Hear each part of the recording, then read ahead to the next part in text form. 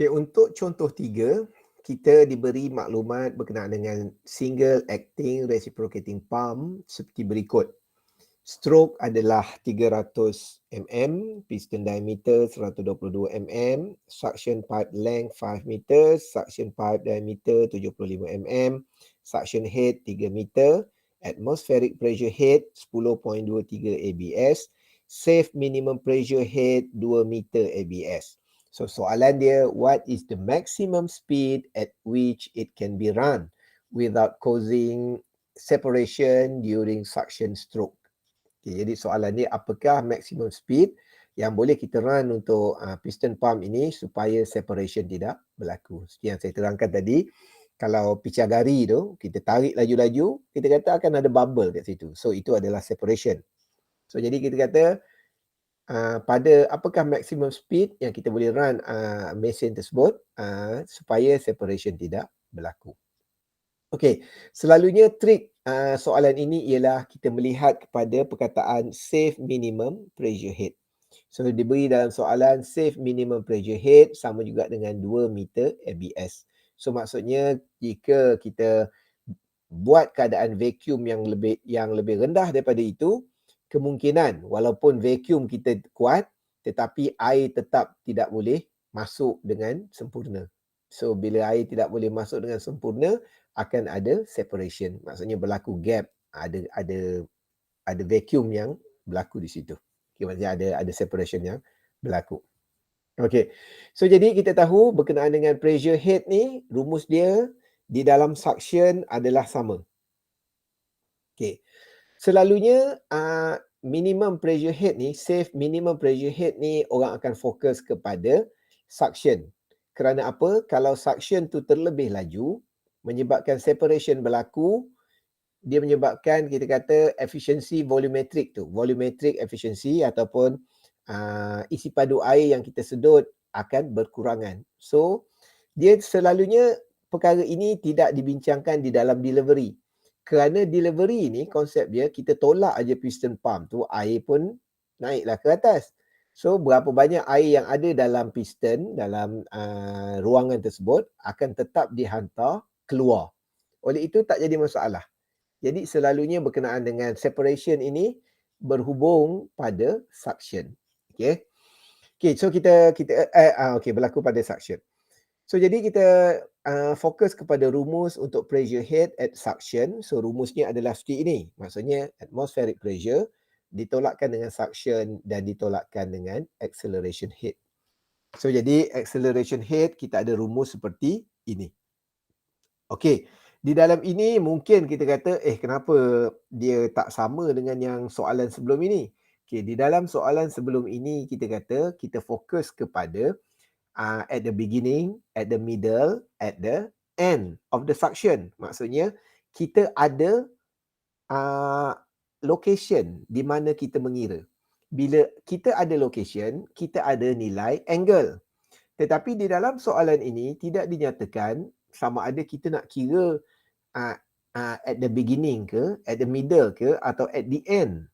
Okay, jadi apabila tidak dinyatakan dalam keadaan ini, kita boleh mengambil kesimpulan bahawa piston pump sebenarnya bergerak dengan certain hal laju. Maknanya ada certain RPM yang bergerak dan sebagainya, menyebabkan proses itu berulang kali berlaku. Maknanya start at the start point, at the beginning, middle, end, nanti ulang balik dan sebagainya. Oleh itu, memadai untuk kita mengira nilai purata. Itu yang di dalam soalan kita tu, ada dalam nota kita sebelum ini, saya ada beri berkenaan dengan average acceleration head dan sebagainya. So jadi kita kata rumus untuk average acceleration ini adalah yang tertera di sini kalau kita lihat, and then kita kata at the beginning, okay, yang okey, yang ini mungkin kita saya kira pada beginning kat kita tengok. Okey. So, at the beginning kita menggunakan dalam keadaan omega ataupun angle sama dengan kosong. Oleh itu cos omega adalah sama dengan 1. So kita pergi ke keadaan di sini. Oleh itu kita boleh mengira acceleration head seperti yang tertera di dalam soalan. So oleh itu kita boleh mengira 8 over G 0.125 bahagi dengan 0.0075 0.3 over 2 pi n over 60 kuasa 2. So kita boleh dapat nilai acceleration head suction di sini adalah sama dengan 0.0023 Newton kuasa 2.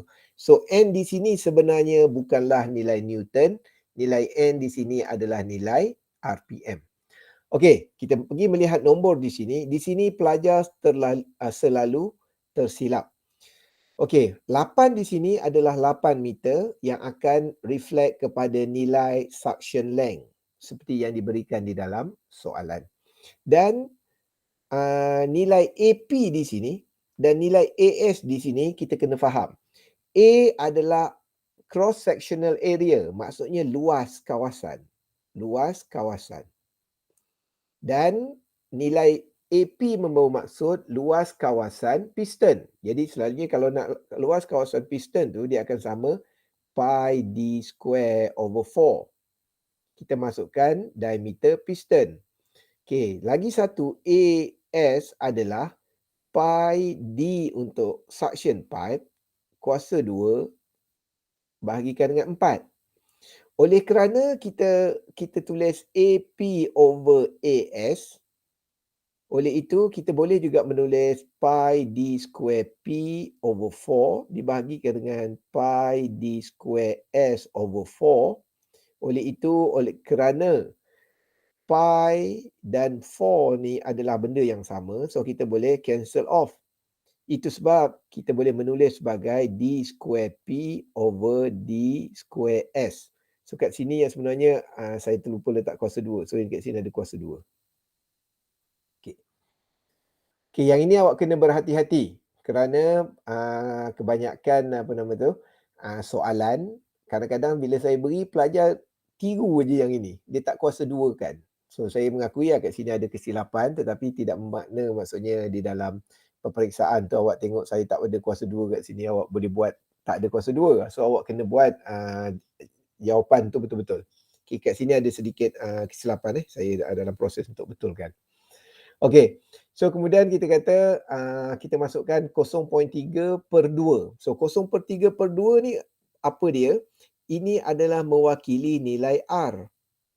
Kita tahu bahawa nilai jejari adalah piston stroke dibahagikan dengan 2.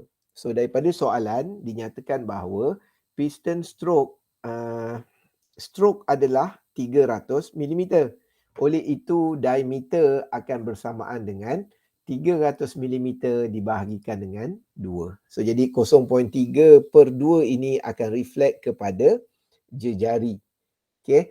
Dan omega, okey, kita seperti yang saya pernah berikan di awal kuliah, kita kata U sama dengan R omega sama dengan pi dn over 60. So ini adalah kita kata rumus yang common pelajar tahu. Jadi kita boleh buat R omega sama dengan pi dn over 60. So jadi kita kata nilai R di sini sama juga dengan diameter adalah 2R, betul kan? Okey, so jadi kita potong nilai R kat sini, kita potong nilai R kat sini, so dia akan menjadi 2 pi n over 60. So kita boleh menulis nilai omega sama dengan 2 pi n over 60 kuasa 2. So jadi saya harap pelajar perlu mahir kerana kami beranggapan bahawa pelajar telah lulus Fleet 1 dan Fleet 2 sebelum menyambung kepada option subjek yang ini. Okey. So di sini kita kata kita perlu faham di dalam soalan kita perlu mencari apakah maximum speed yang diperlukan supaya separation tidak berlaku. Jadi yang dimaksudkan dengan maximum speed di sini sebenarnya adalah nilai RPM. Okey, so jadi kita kata kita ringkaskan equation ini, kita dapati ia sama dengan 0.00233 N kuasa 2 di mana nilai N di sini adalah nilai RPM. Okey, ada ketika pelajar terkeliru diingat 0.00233 Newton. Okey. Okey, kerana dia just kira dan dia tak learn apa sebenarnya yang dia perlu kira. Okey. So kemudian kita Cuba menyelesaikan, kita menggunakan rumus total pressure head yang berlaku. So kita kata total pressure head adalah pressure head yang berlaku pada piston adalah atmospheric head ditolakkan dengan suction head ditolakkan dengan acceleration head. Tetapi diberi di dalam soalan bahawa nilai 2 meter adalah safety pressure head. Jadi kita masukkan nilai 2 di sini dan kita masukkan nilai yang kita telah dapat melalui pengiraan sebelum ini. Diketahui bahawa atmospheric pressure ialah 10.23, suction head adalah 3 dan acceleration head ialah 0.00233 N kuasa 2. Dan sekiranya kita selesaikan permasalahan ini, kita dapat nilai N sama dengan 47.38 RPM. Selalunya walaupun nilai 0.3 tu kurang daripada 1, maksudnya kalau secara bundar mungkin kita gunakan 47. Tetapi selalunya untuk kita membundarkan RPM, kita akan lompat kepada satu nilai di hadapan. Jadi walaupun dia perpuluhan 3, kita bundarkan nilai N tersebut ataupun nilai RPM tersebut adalah 48 RPM. Okey, 48 RPM. Kerana apa? Kerana kat dalam rumus ni kita letak per 60. So maksudnya nilai N tersebut adalah RPM.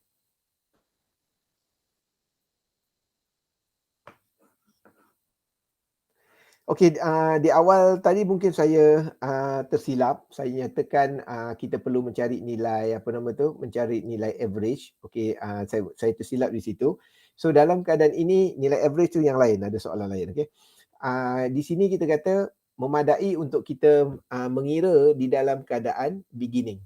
Kerana di dalam keadaan beginning ialah kerana pada keadaan suction, pada peringkat awal itu kita kata adalah nilai vacuum yang paling besar perlu dihasilkan. Kerana selepas itu apabila ia bergerak, nilai vacuum tersebut sebenarnya akan semakin berkurang kerana di dalam piston, di dalam kebuk piston kita, air telah mula masuk. Jadi kita kata tekanan ataupun vacuum yang kita create di situ sebenarnya telah semakin berkurang. Jadi memadai untuk kita memulakan pengiraan dalam keadaan at the beginning of suction cycle tersebut.